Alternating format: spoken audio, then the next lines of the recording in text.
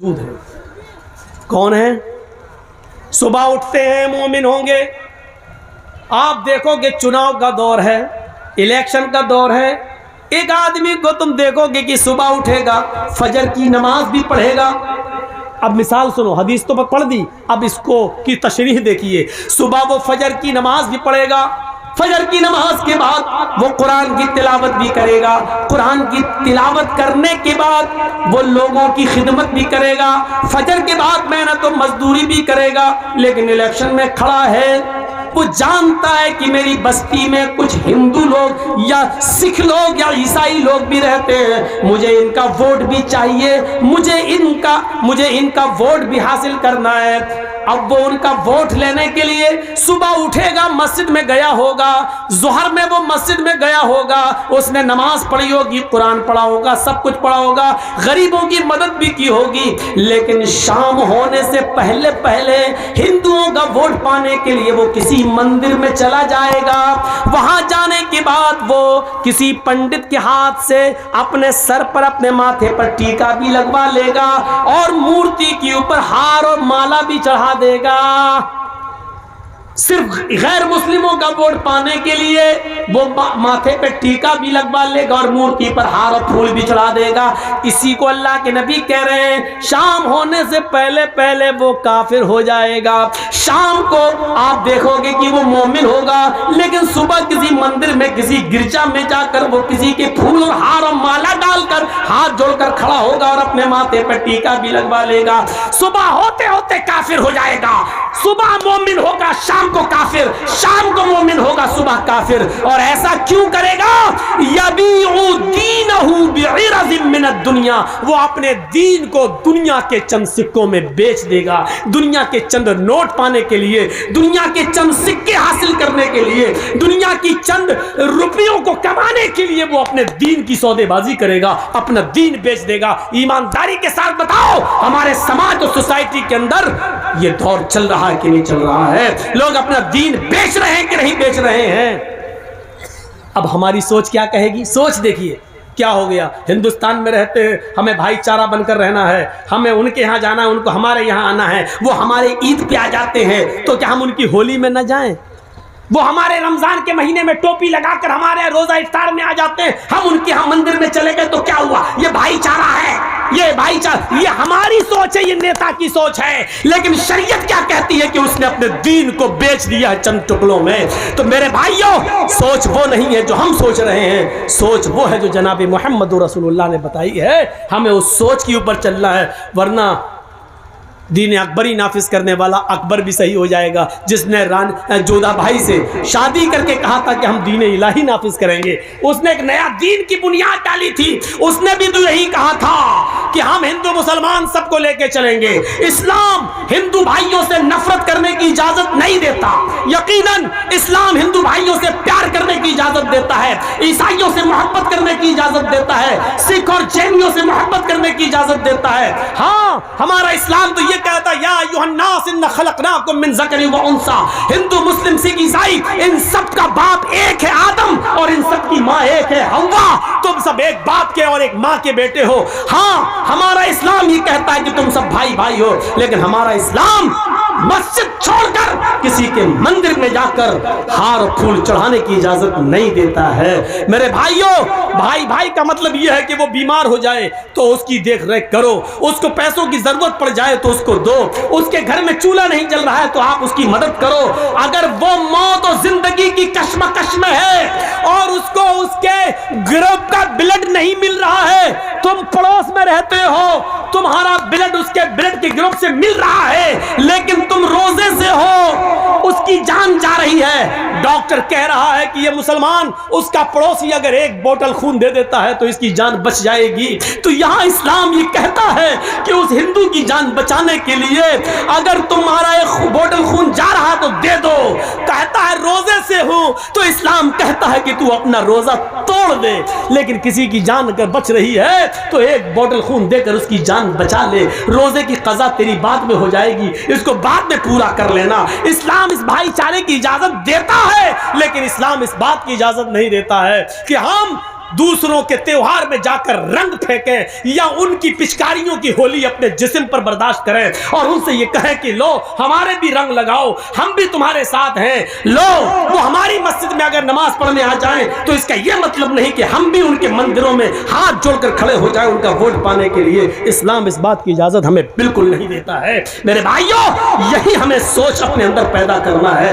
इसी सोच को अगर हमने अपनी सोच बना लिया कि अपनी सोच कुरान और हदीस के मुताबिक ढाल ली तो मेरे भाइयों, अब देखिए सोच है ना, आज पूरी तकरीर सोच पर ही हो रही ना। हमारे यहाँ क्या होता है, हम जितनी नमाजें पढ़ रहे हैं दिन पे दिन गरीब होते जा रहे हैं। मौलाना साहब यार आप तो कहते हैं कि अल्लाह वाले बन जाओ बरकत होगी, हम तो जितनी नमाज पढ़ रहे हैं रोज़ा रख रहे हैं अल्लाह ताला हमें उतना ही आजमा रहा। हमें तो देखिए पहले कितना पैसा था, पैसा ही नहीं है, मेरा बच्चा बीमार रहता। ये हमारी सोच हो गई। हम जितनी इबादत कर रहे हैं हमें उतनी गरीबी आ रही है, ये हमारी सोच है। अल्लाह के रसूल के ज़माने में एक सहाबी ईमान लाए, पहले वो काफिर थे, इस्लाम लाए, ईमान लाए, उन्होंने नमाज पढ़ना शुरू की। जब नमाज पढ़ना शुरू की तो उनको खूब बरकतें हुई, खूब मालो दौलत उनको मिलना शुरू हो गया। वो अल्लाह के नबी के पास रोते हुए आए। देखिए उनकी सोच, हमारी सोच देखिए और उनकी सोच देखिए। वो कहते हैं अल्लाह के रसूल, कहा क्या हुआ कि जब से हम इस्लाम लाए हैं और जब से हमने नमाजों की पाबंदी की है हमारे घर में खैर बरकत हो रही है, माल और दौलत सोना और चांदी खूब आ रहा है। अल्लाह के नबी ने फरमाया ये तो अच्छी बात है। कहने लगे अल्लाह के रसूल कहीं ऐसा तो नहीं, आप अल्लाह के नबी हैं, पूछिए अल्लाह से, कहीं ऐसा तो नहीं हमारी नमाज, हमारे रोजे और हमारी इबादतों का बदला अल्लाह दुनिया में हमें दे रहा हो और आखिरत में हमें महरूम कर दे। अगर वो दुनिया में हमें दे रहा तो नहीं चाहिए, हमें अपनी नमाज और रोजे का इनाम आखिरत में चाहिए। अल्लाह अगर हमारी नमाज और रोजे का इनाम दुनिया में दे रहा है और आखिरत में हमें कुछ ना दे तो हमें दुनिया में कुछ नहीं चाहिए, हमें आखिरत में चाहिए। ये उनकी सोच थी। और हमारी सोच क्या है, जब से नमाज पढ़ रहे हैं तब से और कंगाल हो रहे हैं। होता है ऐसा, कभी कभी हम लोग सोचने पे मजबूर हो जाते हैं। अब जैसे हम हैं, एक बहुत बूढ़ी औरत थी, किसी ने कहा मौलवी साहब मेरी माँ बहुत बीमार है, चलिए थोड़ा सा कुछ दुआ हुआ कर दीजिए। मैंने कहा चलिए चल देते हैं, माँ बीमार है चलें। यकीन मानिए हम जब तक दुआ कर रहे हैं उसके लिए दम कर रहे हैं, पूरी दुआ पढ़ भी नहीं पाए, वो बुढ़िया ही चली गई दुनिया से, खत्म। अब इसमें हम क्या कर लें, मेरे हाथ में तो था नहीं। अब हम सोच रहे थे कि लड़का कहीं हमें गाली वाली ना दे, कमीना कैसा मौलवी है तू, हम तो दुआ करने के लिए लाए, तूने तो दुनिया ही से उठवा दिया। लेकिन उल्टा हुआ, हम सोच रहे थे ये और वो उल्टा हुआ। उसने कहा क्या मौलाना है माशा अल्लाह। हमने क्यों, तुम्हें अपने माँ से मोहब्बत नहीं थी? अरे कौन कहता माँ से मोहब्बत नहीं थी? अरे मेरी माँ बहुत तड़प रही थी, बहुत तड़प रही थी, हमने कई बकरे सदका कर दिए, खिला दिए, लेकिन मेरी माँ की तकलीफ नहीं जा रही थी। आपने तो इतनी ऐसी दुआ पढ़ी कि बड़ी आसानी से रूह निकल गई मेरी माँ की। हमने कहा अल्लाह तेरा खैर है, कम से कम बुरा नहीं माना। मैं अपना वाक़या बता रहा हूँ, मैंने अब तक 4 निकाह पढ़ाए हैं, चारों को तलाक हो गई। मेरा पढ़ाया हुआ एक भी निकाह नहीं टिका, अब मैं पढ़ाता भी नहीं हूँ। हालांकि ये मतलब नहीं कि अब पढ़ाऊँगा तो टिकेगा नहीं, लेकिन मैं पढ़ाता नहीं हूँ। क्यों? जिसको कहता हूँ कि मैंने 4 पढ़ाए हैं, चारों को तलाक हो गई, वो कहता मौलाना साहब खाना खा लीजिए लेकिन निकाह मत पढ़ाइए, निकाह नहीं पढ़ाइए। अब मैं सोच रहा हूँ कि वो चारों लोग नाराज ना हो कि देखो मौलवी जर्जिस ने मेरा निकाह पढ़ाया और हमारे निकाह टूट गए, और चारों खुश हैं। ये उल्टा हो रहा है, ये चारों खुश हैं। जो लड़कियां अपने शौहरों के साथ परेशान थी वो बड़ी खुश है कि मेरा निकाह, मेरे दूल्हा का निकाह मौलाना जर्जिस ने पढ़ाया, हमें छुटकारा मिल गया। वो अपनी सहेलियां, जिनकी सहेलियां परेशान है, वो कहती काश तेरे दूल्हा का निकाह मौलाना जर्जिस ने पढ़ाया होता तो तू भी छुटकारा पा गई होगी। तो उल्टा हो रहा, हम सोच रहे हैं कि कभी गलत ना कहें, लेकिन वो लड़के भी खुश, लड़कियां भी खुश, बहुत अच्छा छुटकारा मिल गया। तो कभी कभी ऐसा होता है, ज़रूरी नहीं कि हम जो सोचें वही सही हो। देखिए 2 आदमी, एक आदमी लंगड़ाता हुआ आ रहा है, ये मुखिया जी बैठे हैं आपके, बड़े इज्जतदार आदमी हैं आपके समाज के, मान लो ये डॉक्टर हैं और हम भी डॉक्टर हैं। अब वहाँ से एक आदमी लौट के आ रहा, लंगड़ाता हुआ चला आ रहा है। अब मैं डॉक्टर हूँ, मुखिया जी भी डॉक्टर हैं। मुखिया जी ने कहा जर्जी साहब जी ये इस आदमी के पैर में मोच आ गई इसलिए लंगड़ाते हुए चल रहा है। मैं डॉक्टर हूँ, मुझे तजर्बा है। मैंने कहा नहीं मुखिया जी आपका तजर्बा गलत है, उसके पैर में मोच नहीं आई है, उसकी रीढ़ की हड्डी में दर्द हो रहा है इसलिए लंगड़ाता हुआ चल रहा है। मुखिया जी की सोच अलग, मेरी सोच अलग, ये भी डॉक्टर मैं भी डॉक्टर। हमने कहा अच्छा ठीक है मुखिया जी सुनो, اگر اس کی ریڑھ کی ہڈی میں درد نہیں ہوا, پیر میں موچ ہی نکلی تو 1000 روپیہ میں دوں گا, اور اگر اس کے ریڑھ کی ہڈی میں درد ہوا جو میں نے کہا تو 1000 روپیہ آپ دیجئے گا. شرط لگ گئی, ٹھیک ہے. وہ آیا چلتا ہوا بالکل قریب آ گیا. ہم دونوں نے پوچھا بھائی پیر میں موچ آئی یا ریڑھ کی ہڈی میں درد؟ وہ کہتا کچھ نہیں, کچھ نہیں, نہ موچ نہ ریڑھ کی ہڈی میں درد. ابے پھر تو لنگڑا کے کیوں چل رہا تھا؟ اس نے کہا میری پیر کی چپل ٹوٹ گئی تھی اس لیے میں گھسٹ گھسٹ کے چل رہا تھا. اب دیکھیے دونوں کی سوچ الگ ہو گئی. مکھیا جی ڈاکٹر ہیں کہہ رہے ہیں اس کے پیر میں موچ, جرجی صاحب ڈاکٹر ہیں وہ کیا کہہ رہے ہیں, نہیں اس کی ریڑھ کی ہڈی میں درد. دونوں کی سوچ غلط, ان کا تجربہ بھی فیل, میرا تجربہ بھی فیل. اس لنگڑے نے کیا خود آگے کیا کہہ دیا, نہ موچ نہ ریڑھ کی ہڈی میں درد. ابے پھر کیوں لنگڑا کے چل رہا تھا؟ ارے میری تو چپل ٹوٹ گئی تھی اس لیے گھسٹ گھسٹ کے چل رہا تھا. نکلا کیا, کھودا پہاڑ نکلی چوہیا. دونوں کے پیسے بچ گئے. تو کبھی کبھی سوچ ایسی بھی ہوتی ہے, سوچ. اسی لیے قرآن نے کہا ہے بنا تحقیق کیے ہوئے کبھی اپنی زبان سے کوئی لفظ مت بولو. اذا جاءکم فاسق بنبأ, جب تمہارے درمیان کوئی سماج کا برا آدمی کوئی بری خبر لے کر آئے, کسی کے بارے میں کہے فلاں ایسا کر رہا تھا, تو ایک دم اس کی بات مت مان لو بلکہ تحقیق کر لو. آپ کو معلوم ہے امام اوزاعی رحمۃ اللہ علیہ بہت بڑے بزرگ گزرے ہیں. ذرا دیکھیے ان کے گھر میں ان کی بیوی سے ملنے کے لیے ان کے گاؤں کی ایک عورت آتی ہے اور صبح صبح دروازہ کھٹکھٹاتی ہے. امام اوزاعی رحمۃ اللہ علیہ فجر کی نماز کے بعد قرآن کی تلاوت کر رہے تھے چٹائی پر بیٹھ کر. انہوں نے دروازے پہ دیکھا کوئی آیا ہے, دروازہ کھولا تو سامنے گاؤں کی عورت کھڑی ہے. پوچھا کیسے آئی ہو بہن؟ اس نے جواب دیا آپ کی بیوی سے ملنا ہے. امام اوزاعی رحمۃ اللہ علیہ نے اپنی بیوی سے کہا کہ تم سے کوئی عورت ملنے آئی ہے تم اس سے ملو, میں اندر چلا جاتا ہوں. اب امام اوزاعی اندر چلے گئے اور جس چٹائی پر قرآن پڑھ رہے تھے اس چٹائی پر ان کی بیوی نے اس گاؤں کی عورت کو بٹھا دیا, آؤ بیٹھو.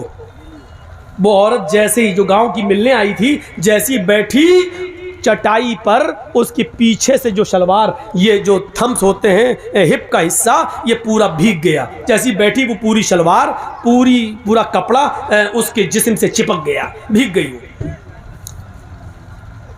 اس نے نظر دوڑائی تو امام اوزاعی کا 3 سال کا بچہ کپڑے اتارے ہوئے ننگا وہیں پر کھیل رہا تھا.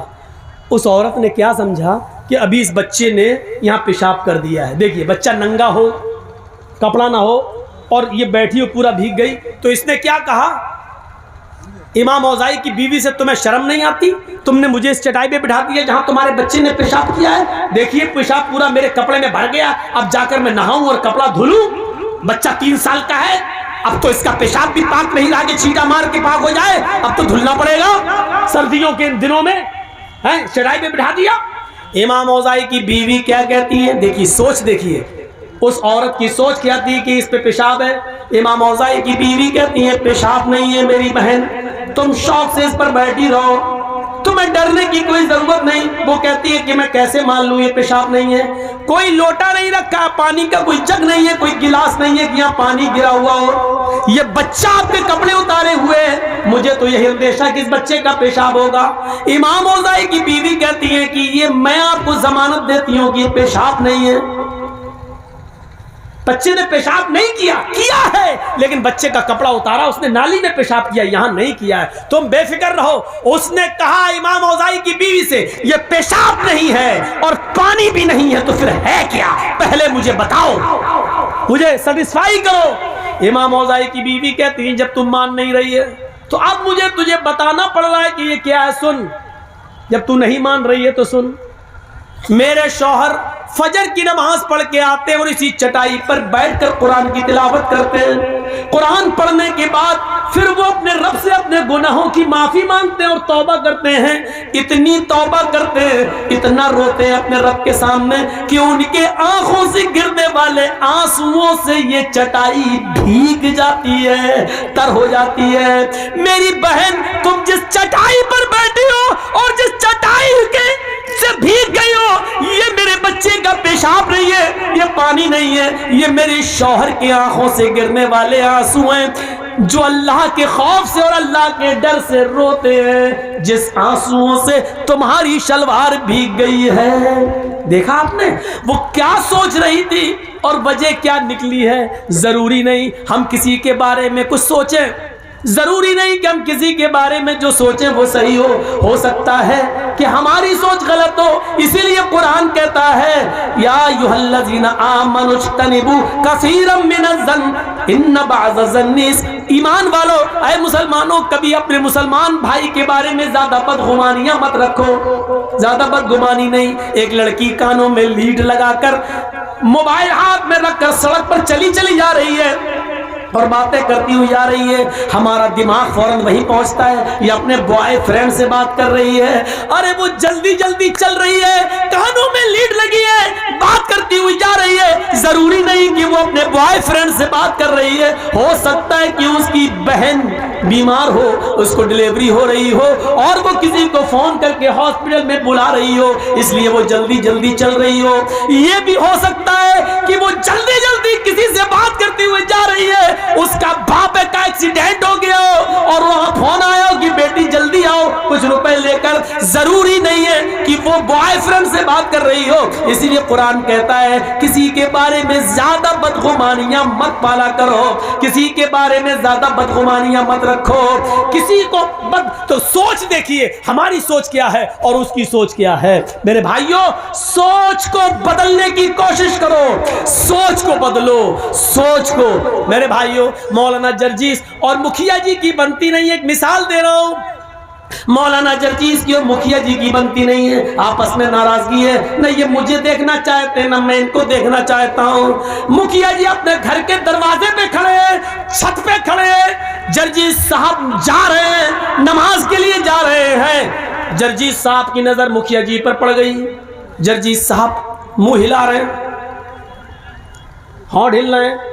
اب مکھیا جی کے دل میں کیا آیا، یہ کمینہ مجھے گالی دے رہا ہوگا، کیونکہ ہماری بنتی نہیں ہے نا، ہم ہونٹ ہلاتے ہوئے جا رہے ہیں، مکھیا جی نے ہمارے ہونٹ ہلتے ہوئے دیکھے، کمینہ میں گالی دے رہا ہوں، ضرور دل میں گالی دے رہا ہوں، ہونٹ ہل رہے ہیں۔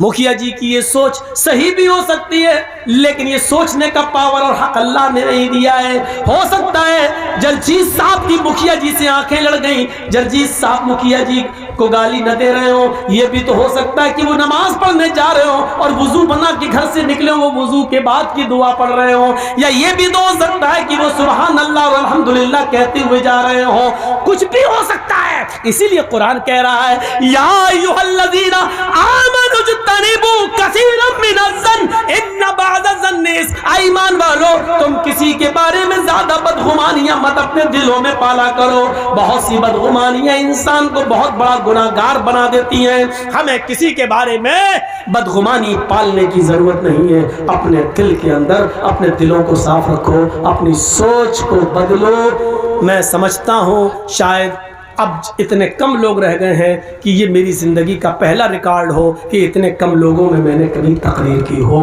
میرے بھائیوں تقریر کے لیے 1 گھنٹہ کافی تھا، مجھے تو مکھیا جی نے کہا تھا کہ 10 بجے آپ کو ٹائم مل جائے گا، لیکن 12 بجے مجھے بٹھایا گیا۔ مجھے معلوم تھا کہ 12 بجے کے بعد ہی ٹائم ملتا ہے، اگر آج مل جاتا تو واقعی میں بڑی تعریف کرتا۔ آج یہ سوچا تھا کہ بہار کی سرزمین پر 10 بجے ٹائم یہ پہلی مرتبہ مجھے مل رہا ہے، اگر 10 بجے ٹائم دیتے تو میں باقی تعریف کے جملے بولتا اور کہتا کہ آپ نے ریکارڈ توڑ دیا، لیکن آپ نے مجھے 12 بجے ہی ٹائم دیا، اس لیے آپ اس تعریف کے حقدار نہیں رہ گئے ہیں۔ آپ نے وہی ٹائم دیا جو ہمیں عام جلسوں میں ملتا ہے، وہی ٹائم دیا۔ اب میں بھی تھک چکا ہوں اور میرا کل پروگرام کافی دور ہے، مجھے نکلنا ہے۔ اللہ رب العالمین سے ہم دعا کرتے ہیں کہ بارے الہ ہماری خطاؤں کو معاف فرما دے، ہماری سوچ کو اسلامی سوچ بنا دے، ہمارے اندر تقوی پیدا فرما، ہمارے اندر پرہیزگاری پیدا فرما دے، ہمارے گناہوں کو معاف فرما دے، ہمیں آپس میں بھائی بھائی بن کر رہنے کی توفیق عطا فرما۔ جب تک تو ہمیں زندہ رکھ، اسلام کا زندہ رکھنا، جب ہمارا خاتمہ ہو تو ایمان پر ہمارا خاتمہ فرمانا۔ وما علینا الا البلاغ المبین وآخر دعوانا الحمد للہ رب العالمین۔ السلام علیکم ورحمۃ اللہ وبرکاتہ۔ مدرسے کا جو تعاون مزید کرنا چاہیں وہ کر سکتے ہیں،